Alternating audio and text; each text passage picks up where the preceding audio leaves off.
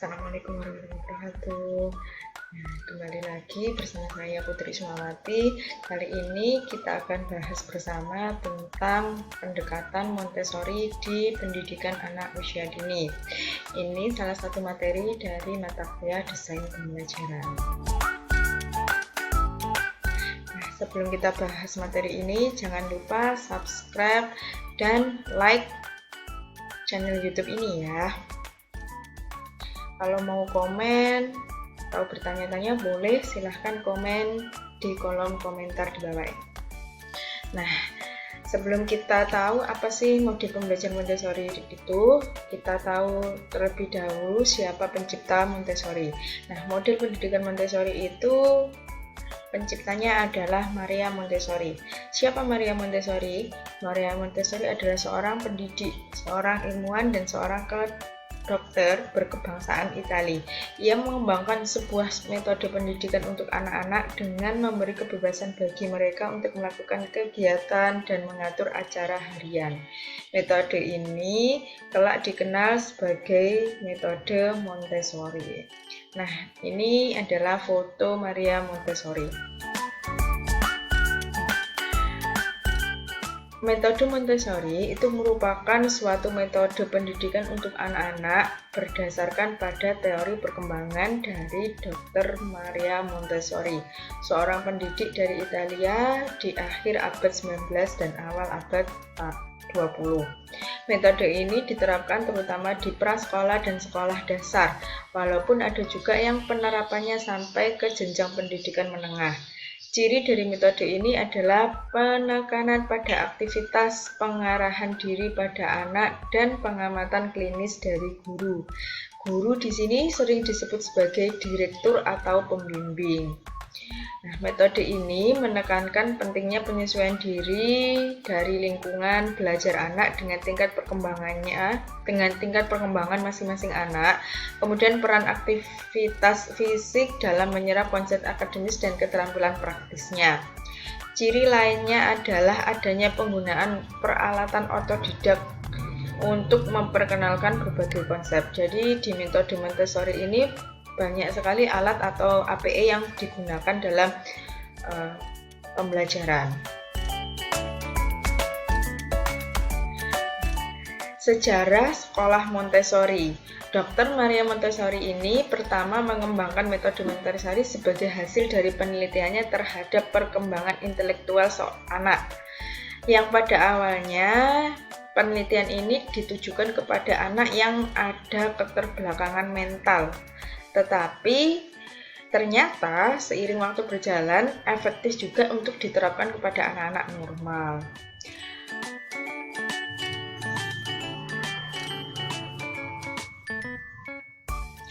Kemudian pada tahun 1906 Montessori telah cukup dikenal sehingga ia diminta untuk suatu pusat pengasuhan di distrik San Lorenzo di Roma.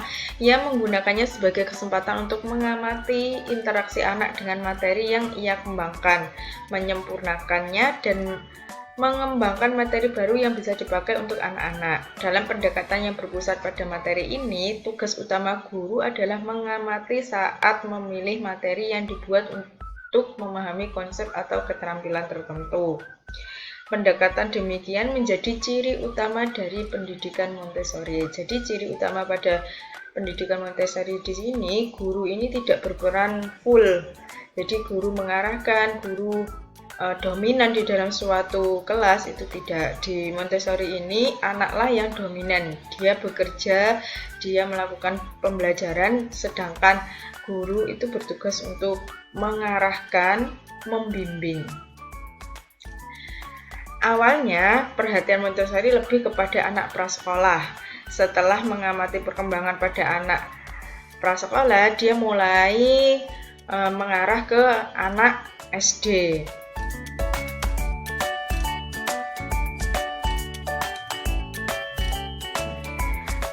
Dasar-dasar dari pemikiran Montessori. Montessori sendiri itu menciptakan sekolah Montessori ini ada dua pemikiran yang dikemukakan oleh Montessori sendiri. Yang pertama, Maria Montessori memandang anak apa adanya. Jadi dia tidak memandang anak sebagai orang dewasa, tapi memandang anak sebagai anak. Kemudian Montessori menciptakan lingkungan yang memberikan penyaluran potensi tertinggi anak, baik secara fisik, spiritual, emosional, dan intelektual. Selain dasar pemikiran dari Montessori sendiri, Montessori juga mengambil dasar pemikiran dari 3 tokoh. Yang pertama ada J.J. Rousseau, mengungkapkan bahwa kunci keberhasilan seorang anak itu dilihat dari keunikan masing-masing dan mengajarkan hal yang konkret pada anak. Kemudian teori yang kedua dari Johann Pestalozzi. Di sini mengungkapkan bahwa sensitivitas anak harus dilatih secara terus-menerus dan bertahap, dari yang sederhana menuju ke kompleks. Kemudian yang terakhir, pemikiran dari Froebel. Froebel di sini menciptakan pendidikan formal untuk anak di bawah usia 6 tahun dengan menerapkan konsep permainan. Dari ketiga tokoh di atas, semuanya menekankan bahwa potensi bawaan dan kemampuan anak akan berkembang sesuai dengan kondisinya. Peran lingkungan di sini hanya memberikan arahan dan membimbing ke arah yang lebih tepat. Montessori di sini ada 3 prinsip utama yang dikemukakan oleh Montessori untuk menciptakan sistem pendidikan. Yang pertama dengan observasi, terus yang kedua adalah kebebasan anak dalam melakukan kegiatan pembelajaran, kemudian yang terakhir adalah persiapan anak untuk menghadapi lingkungannya. Jadi 3 prinsip ini merupakan prinsip dalam menciptakan sistem pendidikan menurut Montessori. Nah, Montessori sendiri itu mengemukakan ada 2 period dalam diri seorang anak. Yang pertama ada sensitive period, merupakan kumpulan-kumpulan waktu dalam kehidupan anak di mana ia terpikat dengan satu karakteristik dari lingkungannya dan menghilangkan yang lain-lainnya. Kemudian, sensitive period ini paling banyak terjadi pada usia kanak-kanak awal. Jadi, mulai usia lahir 0 tahun sampai sekitar usia 6 tahun. Pada periode ini, orang dewasa dapat memfasilitasi anak dalam memahami dan menguasai lingkungannya pada puncak periode tertentu.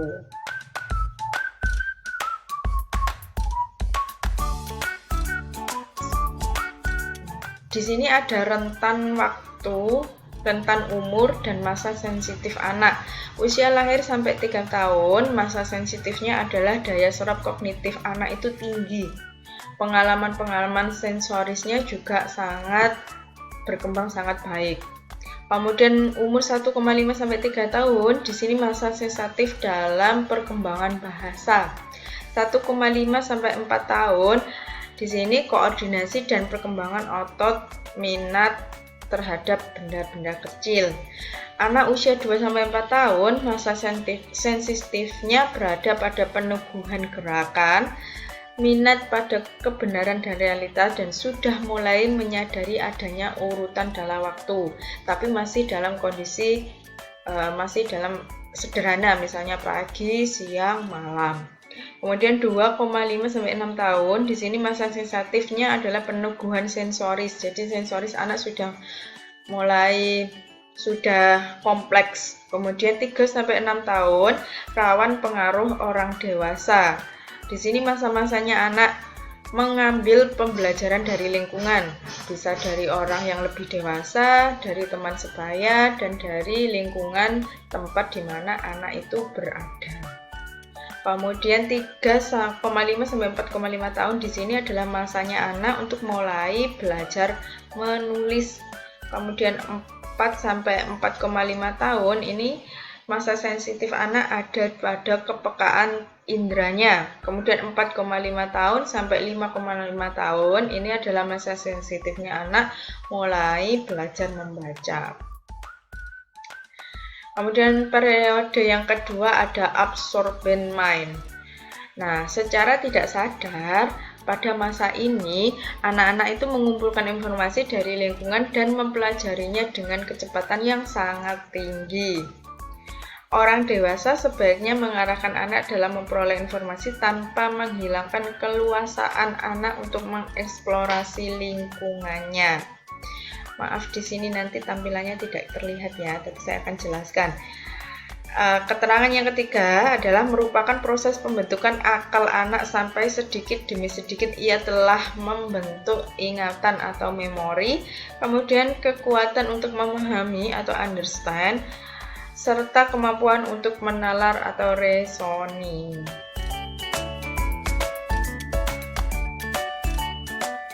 Berikutnya adalah kurikulum sekolah Montessori. Dalam kurikulum yang dibuat oleh Montessori, di sini sering disebut sebagai Montessori Children's House. Beliau lebih menekankan pentingnya arti disiplin pada awal-awal pembelajaran tanpa mengurangi bebasan anak untuk memilih aktivitas-aktivitas yang telah disediakan di kelas Montessori. Anak-anak di kelas Montessori dikelompokkan secara vertikal. Mereka tidak dikelompokkan berdasarkan umur, namun setiap kelas terdiri dari beragam kelompok dengan rentang usia 2-6 tahun, di mana mereka berbagi kelas dan guru-guru yang sama. Jadi di sekolah Montessori, satu kelas itu tidak terdiri dari satu jenis umur yang sama, tapi dalam satu kelas itu bisa ada berbagai macam jenis umur dari mulai 2-6 tahun. Kemudian pengelompokan anak berdasarkan umur memberikan kesempatan yang sangat baik bagi anak untuk berinteraksi dengan beragam cara. Anak yang lebih tua akan dapat menjadi model bagi anak yang lebih muda. Di sisi lain, anak-anak yang lebih muda akan diarahkan untuk bekerja lebih baik dengan cara mengobservasi anak-anak yang lebih tua. Di dalam kurikulum Montessori ini membagi ada 5 pusat latihan. Yang pertama ada practical life, kemudian ada the sensorial area, terus mathematics, kemudian language art, yang terakhir ada cultural activities. Yang pertama kita bahas tentang practical life. Di dalam area practical life di sini, anak diberi kesempatan untuk meniru apa yang dilakukan oleh orang dewasa di sekitar mereka. Kegiatan pada practical life di sini adalah menyapu, mencuci piring, membersihkan kaca, membuka dan menutup kancing atau resleting, memakai sepatu, dan lain-lain. Jadi kegiatan bermain di practical life ini adalah kegiatan-kegiatan bermain sehari-hari, mencakup kehidupan sehari-hari. Kemudian anak di sini belajar untuk membantu dirinya sendiri atau self-help dan mengembangkan kebiasaan bekerja dengan baik. Anak belajar bahwa semua itu dilakukan karena adanya tanggung jawab terhadap dirinya sendiri, bukan karena mengharapkan hadiah. Yang kedua ada the sensorial area. Pengembangan panca indera dalam rangka mempersiapkan anak untuk bicara, membaca, menulis, dan aritmatika. Kegiatan pada sensori area ini ada menilai, memisahkan dan membedakan dimensi, tinggi, berat, warna, suara, bau, volume, dan lain-lain. Anak mengembangkan bahasa dan kosakata, kemudian kontrol otot, serta koordinasi antara mata dan tangan. Berikutnya adalah mathematics area. Di dalam area matematika di sini, anak diajari tentang atau mempelajari tentang konsep dasar kuantitas, jumlah, angka-angka yang lebih besar, operasi matematika, yaitu berupa penjumlahan, pengurangan, perkalian, dan pembagian. Kemudian pengukuran seperti mengukur jarak, liter, besar kecil, dan lain-lain. Kemudian pengajaran di sini menggunakan sesuatu yang ada dalam lingkungan anak atau hal yang disenangi anak.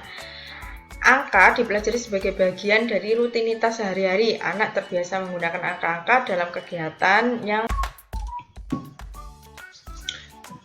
selanjutnya adalah language art, area bahasa. di dalam area bahasa ini akan mencakup pengembangan bahasa lisan, tulisan, membaca, tata bahasa, dramatisasi, dan kesusasteraan anak-anak. Bahan untuk bahasa tulisan diperkenalkan pertama kali kepada anak melalui huruf-huruf yang dapat dipindahkan. Lalu anak mulai diperkenalkan tentang komposisi atau susunan kata, kalimat, dan seluruh cerita. Nah, di language art, area language art atau area bahasa di sini, anak-anak akan mengembangkan bahasanya dari mulai bahasa dari segi lisan, bahasa dari tulisan, kemudian membaca, terus tata bahasa, jadi merangkai sebuah kata, merangkai sebuah kalimat. Nah, semuanya ini dilakukan melalui kegiatan bermimpi. Pusat pelatihan berikutnya adalah cultural activities atau kegiatan budaya atau kebudayaan.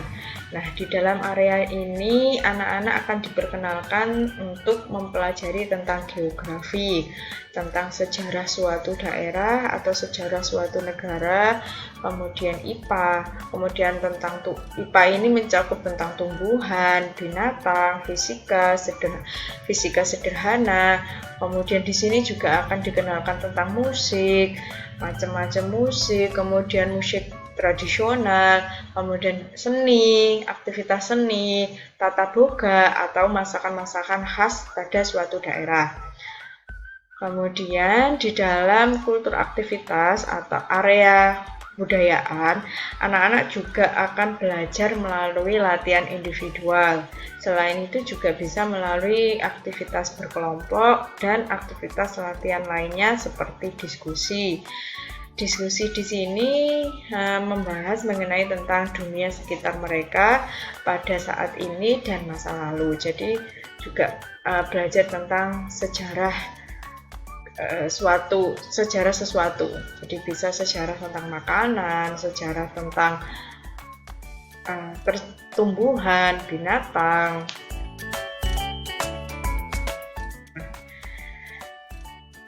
Jadi di dalam kurikulum Montessori tadi dikenalkan adanya 5 pusat latihan. Nah, di dalam kelas Montessori, guru itu berperan sebagai director atau guide, jadi sebagai pembimbing, pengarah, guide. Kemudian di sini perannya guru sebagai fasilitator dan pengarah bagi anak. Jadi tidak lagi guru itu dominan di dalam satu kelas, menguasai kelas, anak manut kepada guru, maksudnya anak melakukan kegiatan sesuai dengan apa yang dibicarakan guru, tidak. Tapi di dalam kurikulum dan di dalam pendekatan Montessori, guru ini hanya sebagai fasilitator dan pengarah anak. Selain itu, guru di sini sebagai observer atau pengamat perkembangan anak. Kemudian, sebagai seorang observer atau pengamat, jadi tugasnya guru di sini adalah mencatat perkembangan anak dari mulai awal masuk sampai pulang, itu dicatat rentan perkembangannya. Kemudian pendekatan yang digunakan guru di sini tidak langsung dengan memberikan kebebasan kepada anak untuk mengembangkan dirinya. Jadi pendekatan yang diberikan ini, guru memberikan kebebasan kepada anak untuk mengembangkan dirinya, untuk memilih kegiatannya. Dia akan bermain di kegiatan apa. Metode pembelajaran dalam Montessori. Di sini ada 3 hal. Yang pertama adalah pendekatan Montessori memberikan kesempatan kepada anak untuk menemukan sendiri, discover lingkungannya melalui permainan dan percobaan. Kemudian yang kedua, langkah-langkah yang digunakan secara bertahap dan meningkat sedikit demi sedikit dari yang amat sederhana sampai ke tahap yang kompleks. Kemudian, pelatihan awal dalam pendekatan Montessori dilakukan melalui latihan sensoris yang mencakup latihan panca indera, terutama adalah indera peraba. Evaluasi hasil belajar dalam pendekatan Montessori. Di sini Yang pertama, Montessori mendidik dengan cara mengajari, bukan mengoreksi. Teach by teaching, not by correction. Kemudian, usaha dan pekerjaan anak dihargai sebagaimana adanya. Jadi apa adanya yang dikerjakan anak itu yang dinilai atau dihargai. Di dalam pendekatan Montessori tidak menerapkan adanya ranking. Jadi rapor tidak menggunakan sistem ranking seperti angka peringkat 1, peringkat 2, peringkat 3 atau nilai A, B, C dan seterusnya. Namun dalam pendekatan Montessori di sini nilainya real berdasarkan perkembangan anak pada saat itu. Kenapa hal ini dilakukan? Karena Montessori sadar keterampilan dan kecerdasan masing-masing anak itu berbeda. Makanya di sini tidak bisa diperingkatkan secara umum. Terus berikutnya, tidak mengenal sistem hukuman dan imbalan atau reward dan punishment. Jadi di dalam pendekatan Montessori ini tidak ada istilah reward dan punishment. Oke.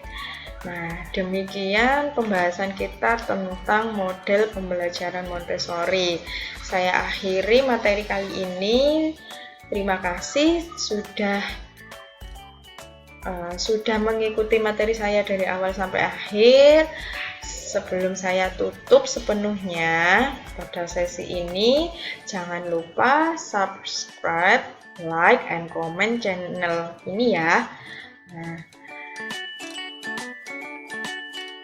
Oke, terima kasih untuk saat ini. Assalamualaikum warahmatullahi wabarakatuh. Sampai jumpa pada materi-materi berikutnya.